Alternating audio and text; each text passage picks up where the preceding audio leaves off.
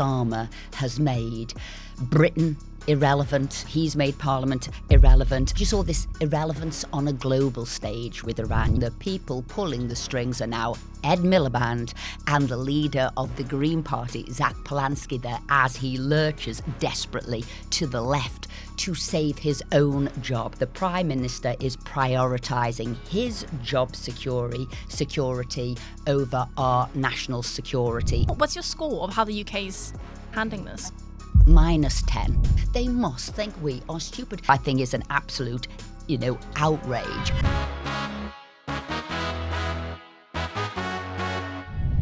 Hello and welcome to the Daily Expresso. I'm Steph Spyro and I'm delighted to be in the studio with our Queen of Common Sense and our very own Westminster Whisperer, the Tory MP Esther McVey. Est, we're going to get straight into it because there's so much to talk about. Let's kick things off with how irrelevant Keir Starmer has become. Yeah, if I had a word for this week in Westminster, it is how Starmer has made Britain irrelevant. It's made Parliament, or he's made Parliament irrelevant, because you saw this irrelevance on a global stage with Iran. You've seen irrelevant sort of nationally with that awful spring statement by Rachel Reeves, which was out of date before she even stood up to give it. Irrelevant in Parliament. We've actually now gone into a ghost-like Parliament. They call it a zombie Parliament. We were finished by 4 p.m. on Tuesday. Massive things happening in the world, and yet we weren't there. And I tell you, that dancing in Parliament sort of summed it up. It was terrible, visually looked terrible. And I would even go as far as to say Starmer has made himself irrelevant. After that by-election, the people pulling the strings are now Ed Miliband and the leader of the Green Party, Zack Polanski, there as he lurches desperately to the left to save his own job. And I'm going to say Kemi's closing words at PMQs hit home so hard is because this is what she said after last week's by-election. It is not, is it not the truth that the Prime Minister is prioritising his job security over our national security? And that was bang on the money. He didn't know what to do and he dithered and he delayed over Iran.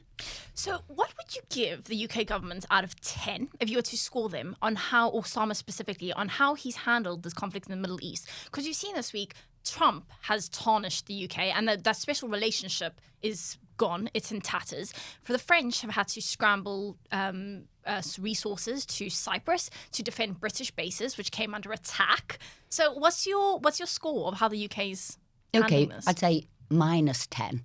Out of 10, and I'll tell you for why. I will use the words of Nigel Lawson, who said, "To govern is to choose."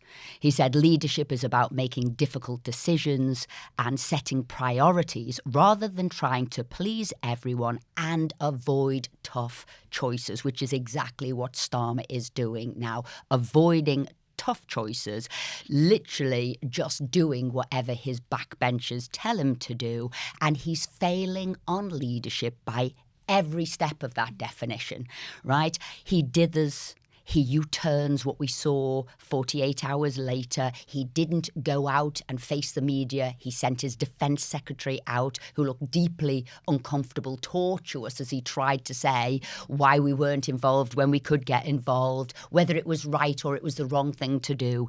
He sits on the fence. He reacts rather than takes the leads, and his inability to form an opinion is because he does not hold an opinion, and I think that's because he lacks any coherent beliefs, and he certainly has no guiding principles to what he's going to do. So he doesn't know what he's going to do because he doesn't have any. He's got no spine, no values, and I will say no moral compass, which we've seen with that Epstein Mandelson situation. So I think, that is the problem.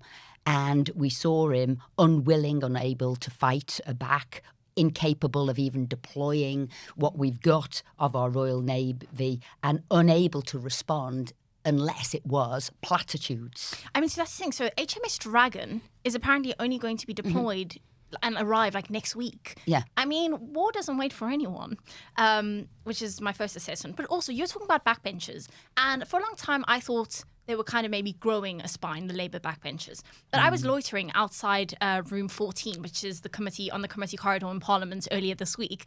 And when Starmer walked in to address the parliamentary party, they gave him a round of applause. There were cheers. At one point, like, laughter erupted, and the journalists could hear that from the hallway.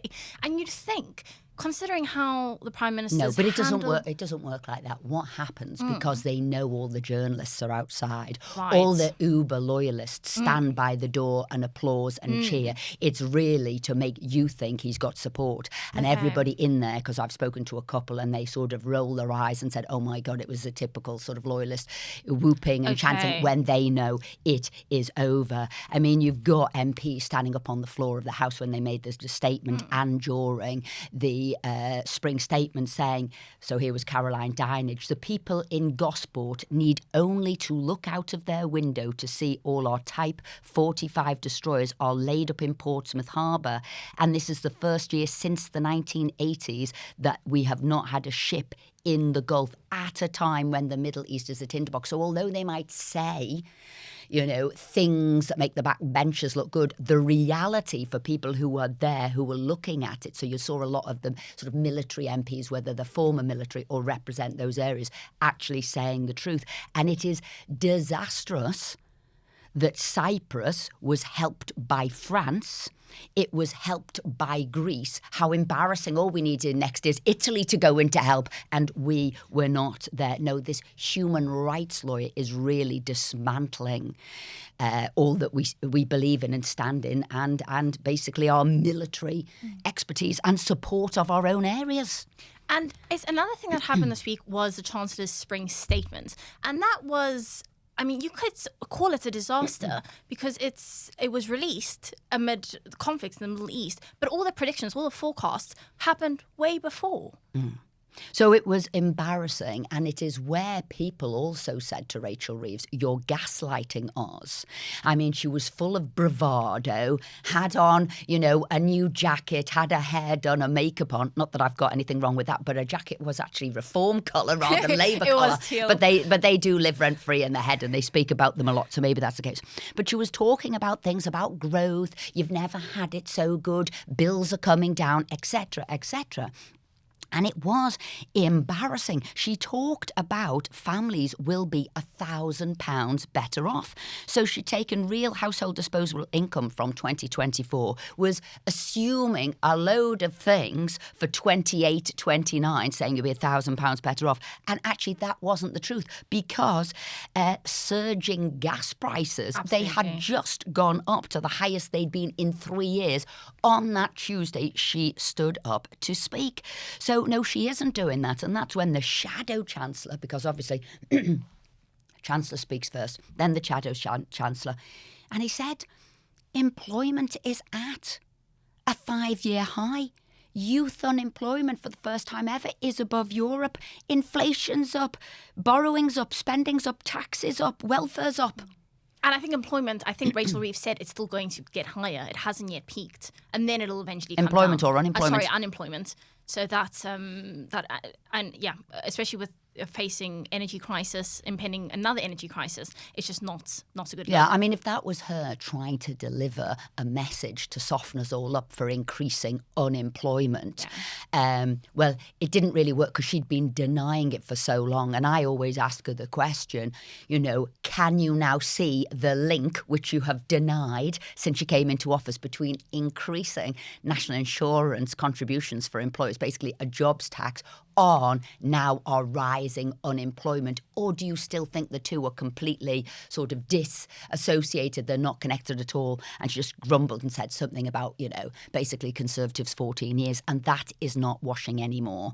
That is not washing anymore. And I think the other damning thing the Shadow Chancellor said, you know, if borrowing, or if debt, I should say, if debt were a department, it would be the third largest spending department, because £100 billion a year is being used on servicing debt. I mean, that's how big it is. And she doesn't really get that. And that means it is not being spent on schoolings, roads, defence. It is literally just going on interest payments. And that goes back to that irrelevance comment that you made earlier, and just how saying things now amid the global conflicts just doesn't matter. And they're crumbling on the benefits. I mean, it's massive. It's up 18 billion this year to 330 billion pounds. It's going to go up to 407 billion pounds. So think what you could do with like 100 billion pounds at a time that the world is in convulsions and that money is needed, and they're talking about it. I think I shouted out, "Jam for tomorrow," because they keep talking about what they're going to do. And actually, there isn't, they've got more money for defence. No, it's already less. Yeah. It's over £1 billion less. What are you talking about? So you're right. Irrelevant, out of touch, really not knowing what's going on. But I guess I want to next talk about kind of a massive lurch to the left, because it's in Labour's interest to talk about welfare, to talk about benefits, because they've got a big fight on their left flank as well as their right. But in light of the Gorton and Denton by-election, where the Green MP the Green candidate Hannah Spencer won, talk me through that and what that means for the future of politics in our country. Well, they've seen they lost significantly. It wasn't a little loss, it was a major loss to the Green Party, who surged about 25 percentage points there to get up to 40%. And this was Labour's seventh safest seat in the country, and they came third behind Reform. And we've now got 5 Green MPs in the House: Brighton Pavilion, Bristol, North Hertfordshire, Waverley Valley, and now Gorton and Denton. And I will call this the extreme left that we've got here now. It's not the cuddly Green Party people think about. It's not about environment, waterways, rewilding, because there's hardly any of sewage. that, actually. No, it's not about this. This is the extreme left, right? And I will call it the Red-Green Alliance. Now, Mrs. Thatcher always used to say, left-wing politics is just like tomatoes. It starts off green and it goes red. And how right she is. But this new, and I'll call it Red-Green Alliance, is slightly different again. So when I say red, I'm talking about sort of communist, Marxist, extreme left. And when I talk about green, I'm talking of the colour of Islamists. Right? And Hannah Spencer, to win the by-election, combined the two. Right? So she stood as a Green Party candidate, but she never spoke about, as you say, these green issues, though she would have reached out to those sort of green people looking like what's next, net zero, more extreme climate change policies. And remember, the Greens believe in things like LGBTQ plus rights, they're pro-abortion, they say they're for women's rights. All of that is abhorrent to the Islamists. So you've got a very different set of people here that you're joining together. So the Greens ran 2 totally different campaigns. They did one to maybe sort of, your left wing, sort of extreme left sort of loving people, and they ran a different campaign to the Islamist vote, and they did that in Arabic, they did it in Bengali, and they did it in Urdu, and they put out totally different things, fundamentally about Gaza and Israel and what it had done in Gaza. So Greens could never have won the share of the vote they got, but it was this joining. So what have these 2 completely different parties got together? They are united on one thing, and that is the hatred of America and what it stands for, the hatred of Israel and what that stands for, and the hatred of capitalism. So basically, it is who they hate, and that's why they've joined forces. And this is what we should all be very, very wary of, because they are trying to, both in their different ways, destroy Western society, our systems, and our different groupings, aren't they? So they'll want Sharia law, not our law. They'll want halal meat, not stunned meat. So they're pushing through two different things. And I think that we have got to be careful of, because they will topple our Western democratic systems. Speaking of Western democratic systems, so I was at the Count in Gorton and Detton in Manchester Central overnight on Thursday. And as soon as the polls closed at 10 p.m, there was a moment of high drama when the election observer group Democracy Volunteers warned that they'd witnessed concerningly high levels of family voting. So that's the illegal practice where two voters enter a polling booth and potentially influence each other. How concerned were you when you first heard that? And if that isn't clamped down on, what impact will that have at the ballot box in the future? You need to get rid of postal voting for full stop. So yes, you'll have it in areas that it is tribal, clan-like. So it could be a sort of a religious one. So here you got that, the Muslim vote, the family vote. They don't believe in the individual, which is very different to our society. They believe in the clan, the elder. It could be the imam or whoever is the major person in the community. Now, I have seen this before, by the way, when I was standing in other seats, and it was actually the trade union would go out and get the block vote of the white working class. In one of my seats, they actually were saying, we will pay for your postal vote, because you could take it down to the polling sort of booth. You could sort of hand it in, and nobody ever checked whether that was you. So I've always thought the checks on voting aren't good enough, and I would get rid of postal votes in its entirety. Now, people will say, what if somebody's elderly or infirm or can't get there? Well, yes, that is an exemption, not the rule. And those people will still be able to get that. It is an exemption, not the rule. But where you see thousands of votes coming in at once, and it can be manipulated, that vote. It can be used for that vote. It is like an insurgent vote, a block vote, to change what would ordinarily have been the political colour and composition of the country. You've got to stop it. We've seen it now. We've got evidence of it. They must think we are stupid. And we are. We're tolerant as a nation. And we've given over things that are so fundamental to our democracy, one vote, one person, in the name of tolerance, and now we're being made fools of. Taken advantage of, I'm sure a lot of our readers would agree. And also in terms of sticking with votes, is changes to age and people who are 16 being able to vote for the first time. Now, I think it was when Starmer first promised to introduce that, he probably thought it would benefit his party. But there's a risk that it actually ends up benefiting the Greens, especially if I think they're incredibly popular with people under 50 and obviously teenagers too. And this also goes back to when I said irrelevant this week in Parliament, biggest week that we've pretty much had globally, nationally. And what was the only thing that we did this week on the floor of the House on Monday was the representation of the People's Bill extending rights to 16 and 17-year-olds. So we were voting to reduce the age to people, which I think is an absolute, outrage. And you're right. Starmer brought this in because he thought he was gerrymandering the vote to suit him. Now, he must be really shocked, because if you look at the vote now, the Green vote is winning for young people. 49% of 18 to 24-year-olds are now saying they're voting Green. 27% of 25 to 29-year-olds are voting Green. So there has been an absolute surge there. So yes, he will be worried about what's going to go on, but he's still pursuing it.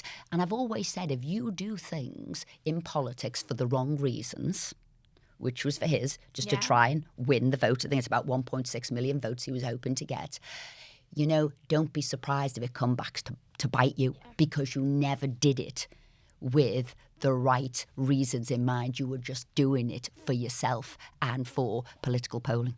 And I actually think Reform has a bit to gain from that as well. Nigel Farage is incredibly popular on TikTok, and I think among younger men in particular, Reform could potentially stand to gain from on Starmer's right? Oh, flank as I well? absolutely see that. I mean, there's different polling. I saw one which had the Greens at 38, then the Lib Dems at 19, then Labour at 18, Conservatives 11 and Reform at 10. So I saw that one. But then I've seen another one where Greens were first, Reform came, no, actually Conservatives, I was surprised, came second, but Reform sort of came third and the others sort of came down below that. But the Lib Dems being there with 19, Labour needs to worry about as well, because yes, they will be up there.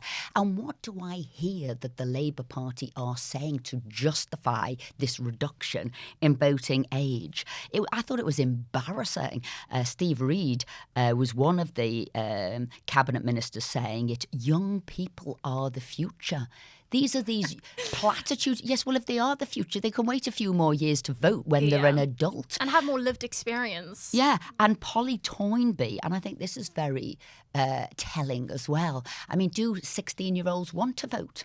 I go round to, I'm invited to schools and I'm invited into Girl Guides groups and what have you, and Scouts groups. And it was interesting, I took a sort of a hands-up poll who would like to vote. Yeah. None of them did. It was interesting. They said, oh, and if my brother's anything to go by, he knows nothing. I don't want to vote and I don't want him to vote. Actually, it was those who were 20 or 30 in the room said, oh, they'd be much better to vote. I think they should vote. But actually, these kids, in a way, were a lot more savvy, thinking, oh, I don't think we're ready to vote. But then Polly Toynbee, the sort of doyen of The Guardian and the lefties said, I thought this was strange left-wing logic. She said, young overwhelmingly back votes for 16, but they are remarkably humble. And I thought, where's she going with this? 46% they wanted it, 46% no they didn't, and 8 didn't know. So her justification for not like this overwhelming wanting the vote, it was because they were humble. It wasn't love. Listen to them. They don't want the vote. So as you can imagine, I'm laying a load of amendments for why it is pure hypocrisy that we are giving votes to 16-year-olds, because obviously you can't buy alcohol when you're 16, you can't smoke and you can't vape, you can't get a mortgage, you can't get married. There's a whole host of things that we don't deem you old enough to be an adult. So I've said that I'm going to lay it that the age to vote must be tied in to all of these other things which are linked to adulthood. Now, I'm not going to win because, going back to a point you made earlier, the Labour MPs are weak. They've now turned into sheep when they are actually in Parliament and not slinking off. And they will vote as a group to push this through. But as you rightly said, actually, Labour, it ain't going to go your way. But you know why that upsets me, Steph? Why? Is because we could be hastening in an extreme left party. The country has to wake up to what green is. It's not just a vote you can hand over because it doesn't really matter. I'm just opposing. It's not a vote that will get some rewilding and better sewage system. It is now that vote of the Marxist and the Islamist coming together to basically destroy our country. It already seems like Starmer has handed over control. If you look at Ed Miliband apparently taking the reins when it comes to the decision with Iran. So I just thought that was quite interesting. He's like in post, but not present. Yes, and that's why I said de facto. We have gone to the left, as you said, with Ed Miliband in charge and also Zack Polanski in charge, who are pulling the strings, which was very much why Starmer dithered and delayed. Was he going to support, America, Israel over Iran or not? He didn't know what he did, and he came back 48 hours later. Now, I've said, what is the point of Keir Starmer? And in a way, he could have chosen any position on what he wanted with Iran, but he needed to explain it. He didn't decide a position. He could have done the Kemi Badenoch, the Nigel Farage, we need to support our best allies, and by the way, now they're attacking our bases. Or he could have chosen a bit more of the sort of the MAGA, Make America Great Again, Make Britain Great Again, which was what Rupert Lowe went down, who said, no, I don't think we should. You need to be spending your money at home. So whichever route Starmer could have taken, Yes. If he had have justified it and explained it to the country and say, this is where I stand, it's because I'm a man of principle, this is my view, this is where I'm going. But because he has no of those things, he is a lawyer, not a leader. He gets given a brief, he doesn't lead the country, and that's why he didn't know where to go. And then, why did he take one route? It was because Ed Miliband and because Zack Polanski and because of his lurch to the left. Well, a man who absolutely was a leader was Norman Tebbit. And I know this week you went to a service honouring his life. I think I was struck. So Lord Michael Dobbs, the author of House of Cards, who worked as Lord Tebbit's chief of staff. And a friend for 50 years. So he said he called Norman Tebbit a man of great humour, of great political insight, and a man of tremendous courage too. And when I read that, I just thought, that's a real leader. And those aren't any words that have been associated with Keir Starmer in the 18 or so months he's been in power. To understand Norman Tebbit a little bit, you need to know that he was born after the Great Depression and before the Second World War, and he was born into poverty, and then he never got to university, though he was very, very clever. As people said, he had a sharp wit, but a sharper brain, absolutely had a sense of humour. As you rightly said, he had courage, but he also had kindness. He looked after his wife after the bombing in Brighton there for 35 years. He gave up what he wanted to do to look after him. He was obviously the chairman of the Conservative Party and the Trade Secretary, but he didn't mind taking the flak. He said it as it was. He said, I think Michael Dobbs said, he made politics a contact sport. He was happy to go out there with what he believed. He also had a sense of fun. He made sure his coat of arms had 2 polecats on it, and that was because Michael Foot had called him a semi-house-trained polecat. So he had them positioned there as if doing 2 fingers up to everybody. But really, remember, we were the sick man of Europe, the UK at the time, unemployment, more strike days than anywhere else in Europe, a hard left as we'd had a government. He came in and he took sort of the fight, or he took on the fight for the country. He got rid of clothes shop. He got rid of all those strike days, got people into work. That's what he did. He didn't mind ruffling feathers or breaking eggs because he was so proud of the country and he felt Britain could be great again, which he's helped do. He was actually one of my inspirations to go into politics. Tell me a bit more about that. Why? What inspired you particularly? Well, he just said it as it was. He had absolute common sense. He didn't hide behind a million words when 2 could do. He's the only person I know who can do 3D trigonometry in his head. He'd come from a working class background. He'd gone via the RAF. He became a pilot. And you could see this quickness of brain. You could see him dismantling an argument in no time. I just think he was a sort of a working class champion, and there he was, the character portrayed as a skinhead on Spitting Image, going out there as a bruiser to defend the country. And who do you see as today's Norman Tebbit? I read a lot of our comments, so thank you for leaving those. And people rave about Restore Britain and Rupert Lowe. Is he potentially a contender? Well, I tell you where they're similar. They are similar that they're happy to take the fight. They are similar that they say it as it is. They know what they believe in. So the rape gang inquiry, I do believe Norman Tebbit would have pursued that, as has Rupert Lowe there. Again, both of them know you've got to break eggs to make an omelette. Both of them knew that, you might need to ruffle feathers to get there. So, he's not a conservative, whereas Norman... actually, I think Rupert is a conservative. He's pursuing his own path at the moment, and good for him. But obviously, Norman Tebbit loved the Conservative Party. Obviously, he was Margaret Thatcher's right-hand man, and he was there sort of until the end. Oh, well, that's a really nice note to end off on. So thank you for sharing that with us. Not at all. And thank you so much to you for joining us for another episode of the Daily Expresso. Please do hit the like, share, subscribe, and hype button below. Thank you, Es, for joining us. My pleasure. Thank you to you at home. We'll be back tomorrow.